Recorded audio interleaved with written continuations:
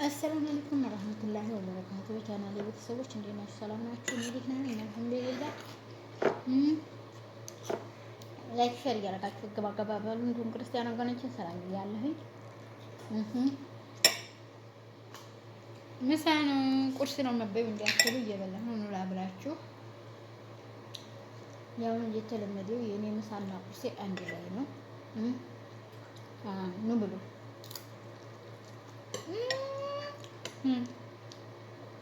በቆርጥ ላይ ጆሮ ገድ ፍከያ ሲልሽ አሆ ይበቃሻል ያልብሽ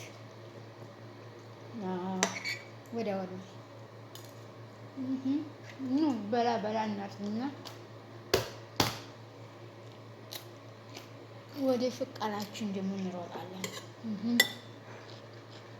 አዎ ላይክ ሼር ሰብስክራይብ አድርጉት። እኔ ማን ነካ? እኔ ብቻ ነኝ አሁን ያለሁት ቤት ውስጥ። እስኪ ማን ነካ? ሸይጣን ነው። አውዙ ቢላ ጎች ላይክ እያደረጋችሁ ወገን ያው ዛሬ እንደተለመደ የመጣሁበት አጀንዳ ማን ናቸው እንግዲህ እሜቴና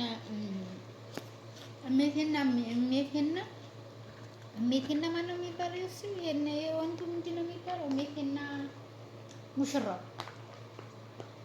ሙሽራይቱ እንደው በቪላው ቤት በር ላይ እንደው ሸክ እንዲህ ብላ እሱ ደግሞ ፎቅ ላይ ሆኖ እንግዲህ እያነሱ ፎቶውን በሽበሽ ብለው እንግዲህ በሞዴል ለቀውልና የሰላም ሌልኩም ወላሂ ሻጥሮች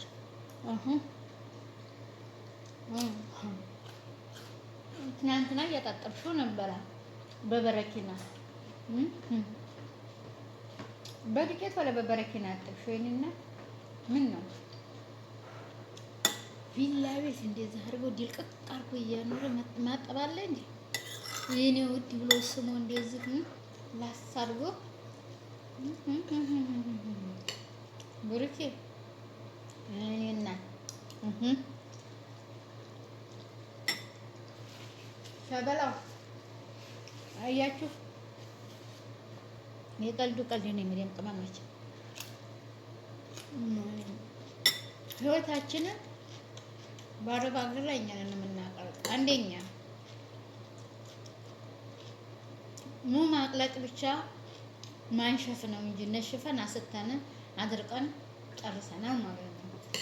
በሀገር ላይ ጠንክሮ ተሰራ የሰው ልጅ እንዲህ ቪላ ቤት ተከራይቶ የሚያኖርም ወንድ አለ። አንድ ይበሉ ተባብረው ቢሰሩ ነው ልጅ። ሁለተኛ ደረጃ ብሉ መካነ ሰላም እናቴ እየበላኝ የልቧን ትናገራለች እንዳትሉኝ። ሁለተኛ ደረጃ ስሙኝማ ሰርተን ኪሳችን ያዙ።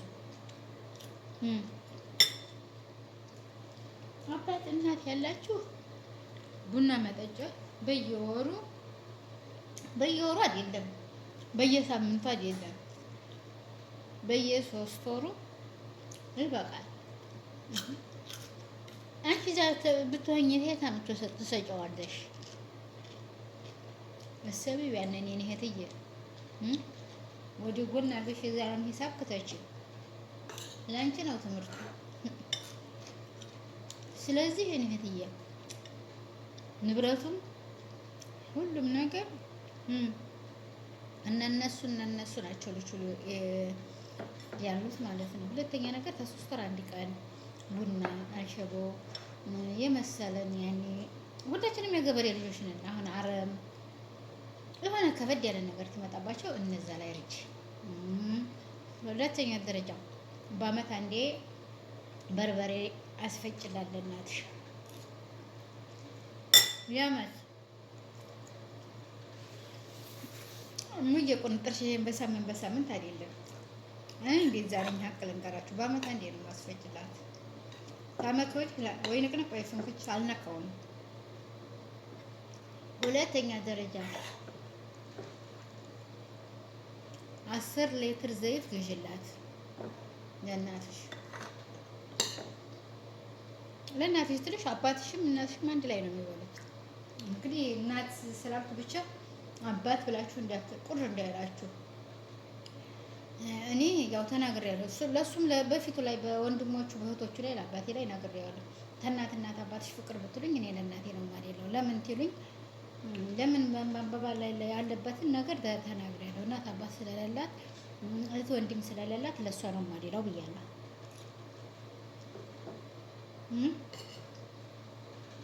አንደኛ ደረጃ ልብስ ታነሳቸው ደግሞ መሰለን አንቺ እየለበሽ መቼም አባት እናቴ ሊታረዙ አትሄዱ።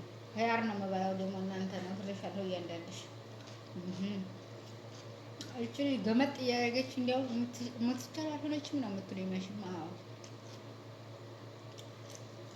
አንደኛ ደረጃ፣ ሁለተኛ ደረጃ፣ ሶስተኛ ደረጃ ነው እልሻለሁ። ልብስ ተቸገራቸው ግዢላቸው፣ ብርድ ልብስ ላኪላቸው።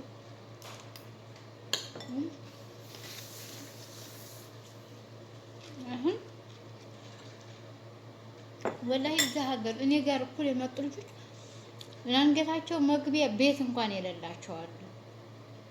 ሙ ብር ቤት በዛ ላይ አሁን እዚህ የወንድም ጦራተኛ ወንድምየው አግብቶ ላይፉን እየኖረ እሷ እየሰራ ለሱ ትሰጣለች። ቤቸቤ ያልኳት አወዳታ እኔ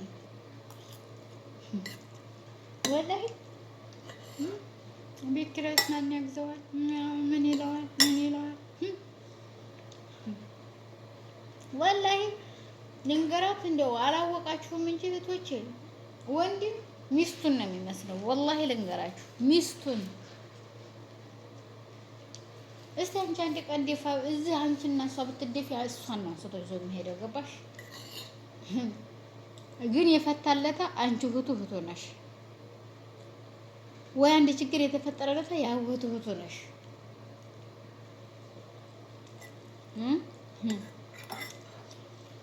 አያውቁትም ወንዶች። እኔ ለወንድ አስቀድሜ አልሰጥም ቦታዬን። ለአባቴ ለእናቴ ለወንድሞቼ እሰጣለሁ። ያለፈ የተረፈ ህይወቴማ አጋሬ ነው፣ እንኖራለን። ገባችሁ? በዚህ ነው የምንኖረው።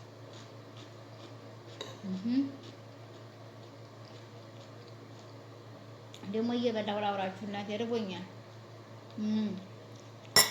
በዛ ላይ እህቶችዬ ገንዘብሽን ያዢ፣ ገንዘብሽን ያዥ። ወላሂ አሁን እንግዲህ ቃማ ተፈቅዷል። አሰሪና ሂጂ አገርሽ ሂደሽ የራስሽን የሚሆን ነገር አድርግሽ ነው ያልኳት። ሌላ አልፈልግም እናቴ ላይች መጣ ነው አለች። እሺ ሂጂ አልኳት። እንዲህ ያደረጉት እንዲያሳ ሰዎች እንዲህ ያደረጉት ከሆነ ሆነ ነው እኮ ኸላስ።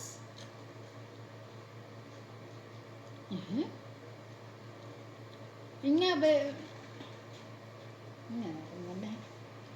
ወገን ወላሂ እኔ አላውቅም። እና ወገኖችዬ ይሄን ይመስላል ዛሬ የመጣሁበት። ሰራ እያረሽ ብርሽን አጠራቅመሽ የሆነ ቤት እንኳን ግዢ እህቴ። ብር አይኑረን ቤት ላንገትሽ መግቢያ ስትመጀነኒ እዛ ሄደሽ ቤትሽ ውስጥ ትሸሸጊያለሽ። ሙያ ያገኘ ሰው ሊሰርብሽ አይችልም።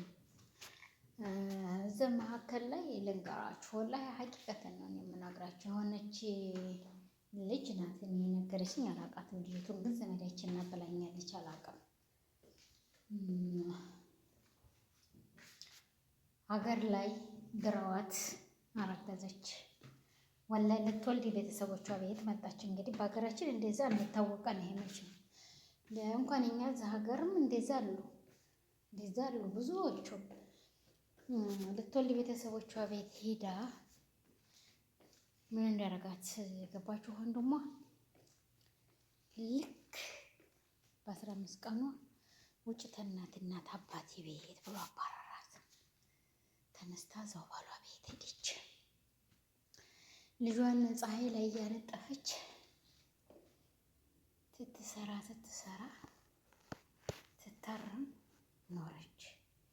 መልሳ አረገዘች። መከጀል ያከሳል ነፍሷ አውቋል ወንድም ያላወቀም ብላ አሁንም ተነስታ ሄደች። የዛስ ጊዜ ደግሞ ይባስ ሀገር ብሎ በልክ በ10 ቀኗ አባትና እናት ቤት ውጭ ብሎ አባረራት። ገባሽ እህቴ? ይሄን ብሎት ያባረራት ምን እንደሆነ ታውቃላችሁ? ያንን ልጇን አሁንም እያነጠፈች እዛ ፀሐይ ላይ አረም ትታረም ኑራ መጣች። ስደት መጣች። ስደት ክፉ ሰው ወደ ስደት አለም መጣች። የኔ እህትዬ፣ የኔ ውድ እህት፣ እኔ አላውቃትም እንግዲህ አልዋሻችሁም። ወደ ስደት ወደኛ አለንበት መጣች። እዚህ መታ ተባሏ ጋር